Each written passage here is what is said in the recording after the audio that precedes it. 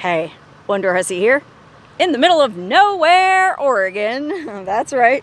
I've expanded beyond my comfort zone and, well, I crossed over the Oregon border yesterday and camped out at a friggin' awesome hot spring down the road here in the beautiful high desert of southeastern Oregon. And, well, I plan to be cruising around this area for a few days. The only downside to being out here is, well, it's pretty desolate territory. I mean, look at a map. The area around, oh gosh, well, I came up through a town called Denio, Nevada, and if you look at that on a map, you'll see what I'm talking about. It's pretty friggin' desolate up here. So, you know, you gotta get gas when you can, and I didn't gas up in Denio because I knew I had enough to get where I was going. And I also knew that there was a town just a bit north of Denio, up in Oregon, that had a gas station. And I was planning to stop in that town anyway, because I've been told that it has the best milkshakes in the area, in the world, in the state. I'm not sure, but they're supposed to be really good milkshakes. Now, I've been traveling around camping in my awesome Toyota 4Runner for about a week now, and I've been watching my weight. I've been counting my calories on my Fitbit app, and, well, I've successfully gotten to the weight that I want to be at. So I feel like I deserve a milkshake.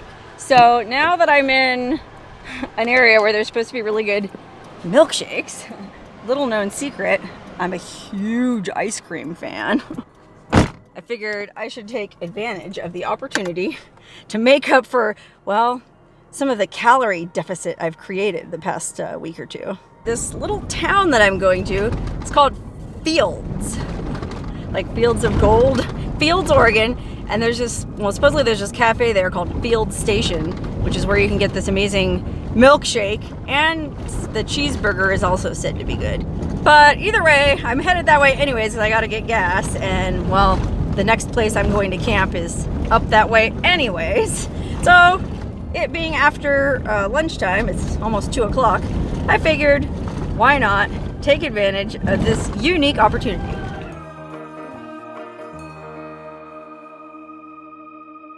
Welp, I just got to the burger place, but wouldn't you know it, I accidentally leaned on the button to roll down my rear window, which I keep meaning to put a piece of tape over because, well, the tracks are gummed up with a bunch of dust from off-roading, and I haven't had a chance to get them cleaned out yet.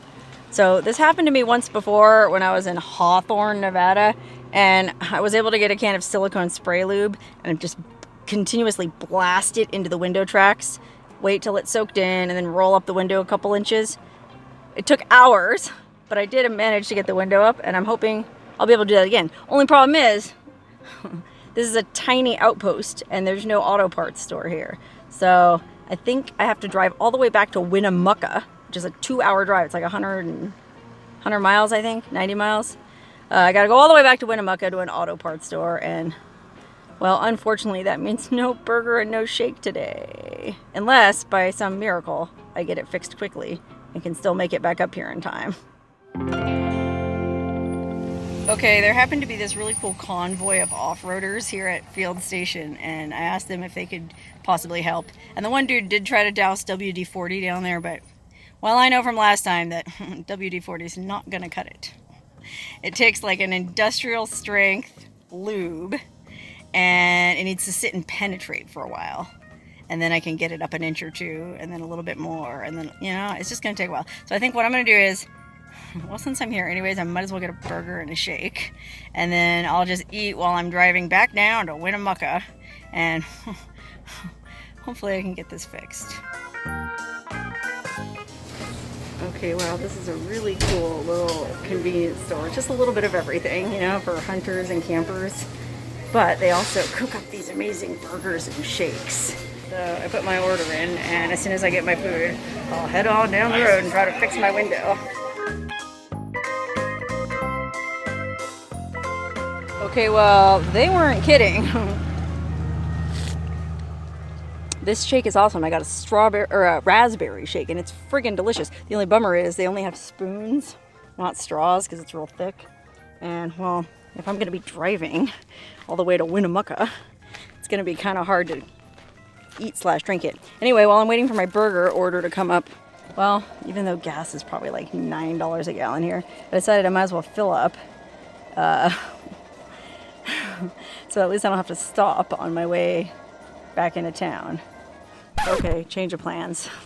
Oddly enough, I happen to have a viewer of my channel who lives about half an hour up the road. Him and his wife are caretakers at a hot spring, and they had already invited me to come see them on this trip, come check out their hot spring. So yeah, I had emailed him earlier today saying, hey, I'm on my way, I should be there this afternoon. Then this happened, so I emailed him again and said, sorry, unforeseen difficulties, I gotta go back to Winnemucca. Well, he very kindly said he could probably fix it for me. He's got stuff up there, spray, lube and whatnot. So he said just go ahead and come on up there. So I guess I'm putting my fate into his hands. He seemed like a pretty nice, capable guy. Sure, I've never met him before, but hey, anyone who watches this channel is definitely good people. Anyway, all that being said, I told him I was still waiting for my food here at Field Station. He's the one who recommended I come here, by the way. And so I just got my burger. The shake definitely exceeded my expectations.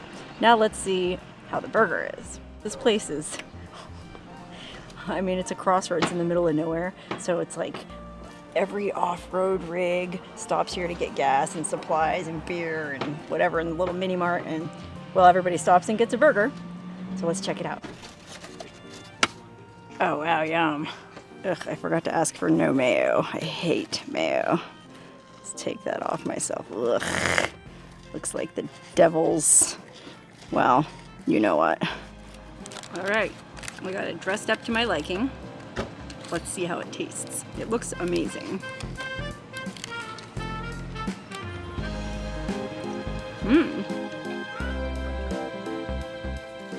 Wow, that really is a good burger. Half-pound beef, lettuce, cheese, tomatoes, onion, pickles, and fries, and the shake. It all came to just under 20 bucks. Kind of pricey, but then again, my gas cost $51 for about 3/4 of a tank. So this place ain't cheap. I'm almost at 100 bucks, and I've only been here less than an hour. Oh, man, that burger really was, I think it really was exceptional, you know. Now part of that could just be, well, you're up here in the middle of nowhere and most of the people passing through here are coming from backcountry adventures and eating canned beans or oil in the bag Indian food, so maybe the burger has a certain mystique just because of that. But I felt like it actually stood on its own. Oh, I think I got some on my glasses. But I think it actually stood on its own as a burger. I mean, that patty, it was like a nice solid ground beef. It was really yummy. And that's coming from someone who doesn't eat very much meat. So, oh my God, my stomach is so full now. I feel like I'm gonna sleep for a year, but no rest for the wicked.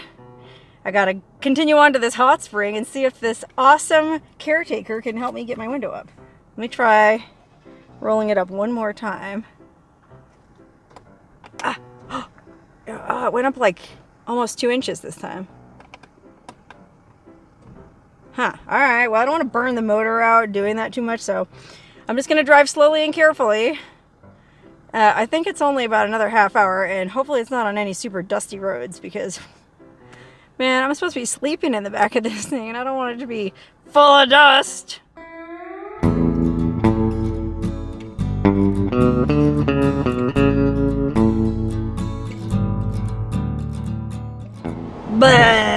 Oh man, I'm stuffed. In retrospect, I don't know, maybe that wasn't such a good idea.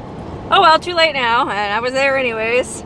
I tend to like freak out when I get in a situation like this and like, abort mission, I have to focus on the window. And so I'm trying to be a little bit more zen about it and, well, eat a cheeseburger when I want to eat a cheeseburger, window or no. So far, the drive is paved. But it's right on the edge of the Alvord Desert, this place that I'm going. It's on the edge of the Alvord Dry Lake. If you've ever heard of that, it's this huge dry lake bed playa in southeastern Oregon. And I've been wanting to go check it out forever. Maybe not under conditions quite like this, but anyways, I had already planned to come up here. And I had already planned to go stop at this hot spring and say hi to the people there. So really, my plans haven't really been altered much at all, assuming we're able to get this window fixed. But oh my goodness, this country is absolutely beautiful. I can't believe it's taken me so many years to come up here. This is like, this landscape is staggering. It's so, well, stark. I mean, this is a desert, man. This is the kind of place you don't want to get trapped on a 97-degree day with your window stuck down. Oops. Oh wow, you can kind of see the giant playa off there to the right. It's vast. But I mean, look at this landscape ahead. Holy cow! I mean, this is like out of a movie. This is amazing. Uh-oh, the road just turned to gravel and it's really dusty. Oh man, I got 10 more miles to go. Man, my sheets are gonna be full of sand. Oh my god, there's so much dust in my car. Everything's coated in it. The sad thing is I just kind of cleaned it out this morning when I left my camp. Oh well, guess I'll be cleaning it out again. Oh my god, holy wow. This dry lake bed is amazing. It's huge. I mean, I don't know size-wise if it's bigger than or the same size as the Black Rock Desert. That's the biggest playa I've ever been on.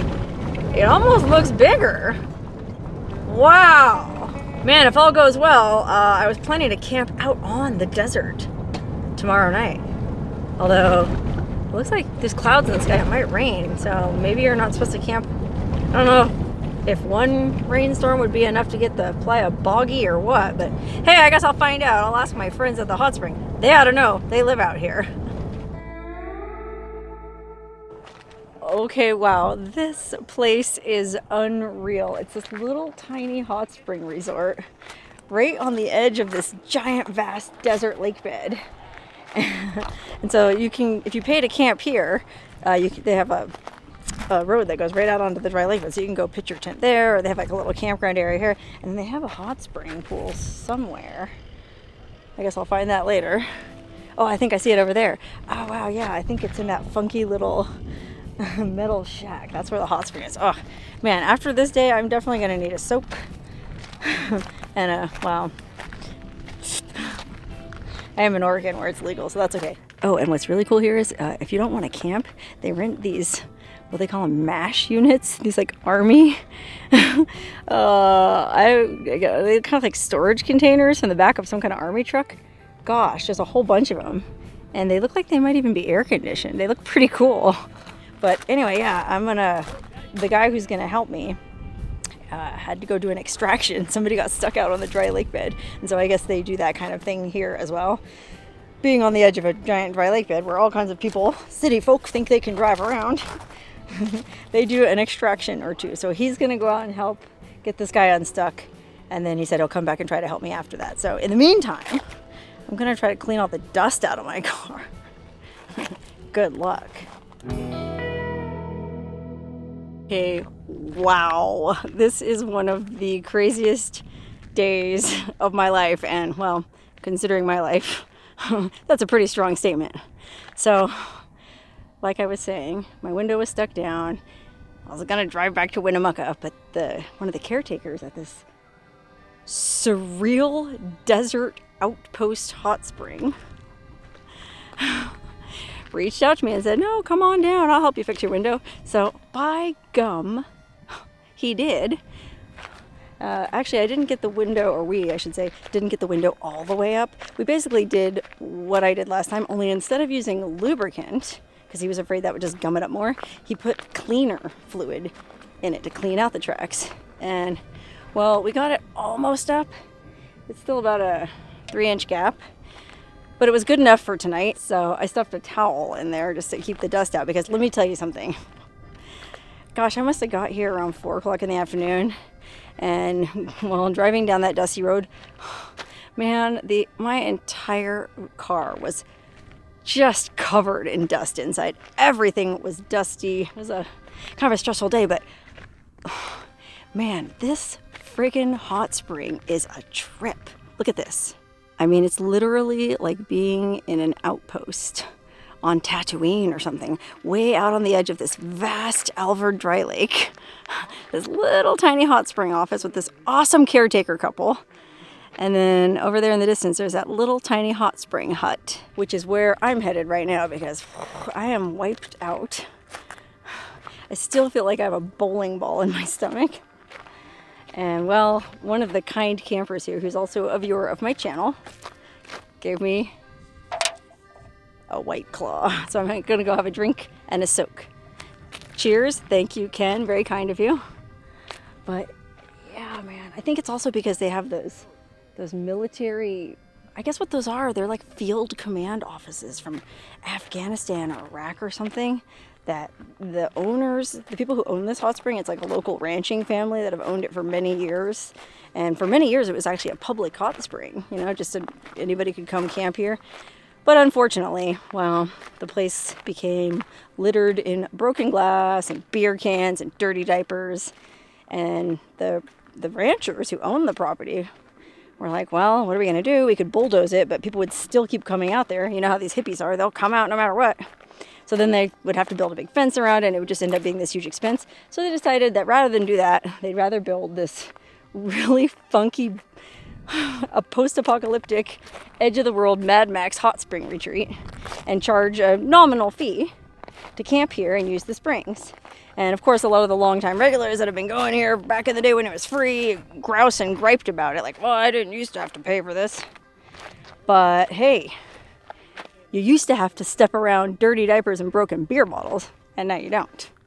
Anyway, the weather is really ominous and creepy, and it's just sort of adding to the surreal post-apocalyptic vibe. But look, they take really good care of this place. Welcome, miners must be supervised, no soap products. And this is a little trail leading, I guess there's 2 hot spring pools. One's enclosed in a sort of a funky shack to keep out the wind, and the other one's open to the air. Now there's a bunch of people soaking over there, so I'm probably not gonna be able to shoot any video. So you'll just have to take my word for it. Man, it is awesome here right now. The caretaker who helped me fix my window, he said it was 106 degrees earlier this afternoon, but then this crazy monsoon rolled in. And well, it cooled right now, and it's really nice right now. So I'm gonna really enjoy this soak, which, by the way, you don't have to wear a swimsuit here. Even better. Oh man, I feel so cozy and safe here. It's really a nice feeling. Like I was stumbling through the wastelands on a foreign planet. You know, I stopped at the Mos Eisley Cantina and had an alien burger. And then I ended up out here at the mechanic shop at the end of the world. It's awesome.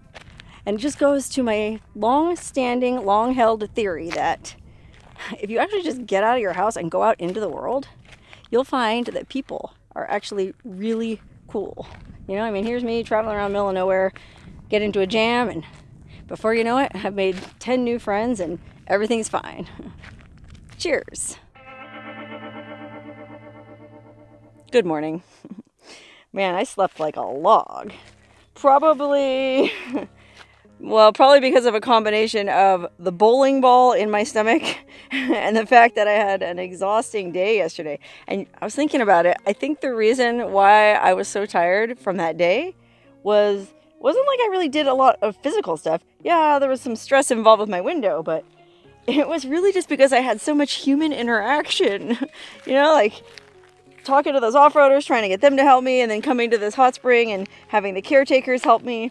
And then, then I went for a soak in the evening in the little hot spring bathhouse, and it was amazing. There was, probably about 7-8 people in the pool, and everybody was socially distanced. But it was just, man, it has been so long since I sat in a hot spring with other people and just chatted. It was pretty nice, but I guess it was kind of draining because I'm used to being by myself and not having all this social interaction. But at least I know I can do it now. I was starting to get worried about myself. Last place I camped, I was starting to act like Sasquatch. Anytime somebody approached, I would run back to my camp and hide. Anyway, I camped up here on the side of this sagebrush covered hillside. Those awesome little sunflowers near the fire pit. Just beautiful country, but the view is absolutely amazing. Look at this. That's the friggin' Alvord Desert. And now I mean, you get a better view of what I was talking about when I said this hot spring resort is sort of huddled at the edge of this vast desolation. I mean, do you see now why it really felt like I was at some weird outpost on the edge of the world? Some desert planet outpost? I mean, this really is like some desert planet outpost. Man, it's an awesome place, and it's great weather right now. It's all overcast and moody. I think one of the caretakers told me it was 106 degrees here yesterday afternoon, so I'm hoping this overcast stays because I want to spend at least another day in this area. Well, my plan is first I'm going to go down to the campground, and we're going to try to finish rolling my window up because it's not quite up all the way. You can see that yesterday we got it almost all the way up, just a few more inches to go. So I just stuck a towel in there to keep the dust out overnight. But now I'm going to drive on down to the campground and see if we can't get her up the rest of the way because, man, I want to do some driving out on that dry lake bed, and I want to make sure my car stays dust free. It took me hours yesterday to clean it out. Now I think about it, that's probably another reason I was so tired. But anyways, let me get going. Okay, here's another view at those awesome MASH units. Those would be so much fun to stay in, like your desert field office at the post-apocalyptic front on the new desert planet. You know what I mean? Like in a world where humans exhausted all the resources on Earth and had to go colonize Mars. Or I don't know, maybe not Mars. The ground's kind of white. It's not really that red Martian soil, but it's interesting. The ground and the vegetation and even the landscape remind me a lot of Tacoma, California. It's a lot of similarities between here and Tacoma, where I spent my quarantine. Okay, wow, there didn't happen to be anyone at the hot spring this morning, but there is somebody walking over here right now, so I'm gonna do a quick pan and show you. This is the outside pool where we were soaking last night, fed by that little creek there. And then this is this awesome, like, bomb shelter hot spring. Because it gets so windy out here, they had to rig up this corrugated metal shelter around it. And there's another hot spring pool in here. And there's an old washing machine tub set into it. I don't know if you can see that. Set upside down, so you can sit on them like chairs. Some little artwork on the walls. Really nice. And then over here is like a little changing area. Look how cute. And like people have... Look, somebody wrote, "No pants, no problem." Which is totally my motto. I love it. That is... Whoever wrote this...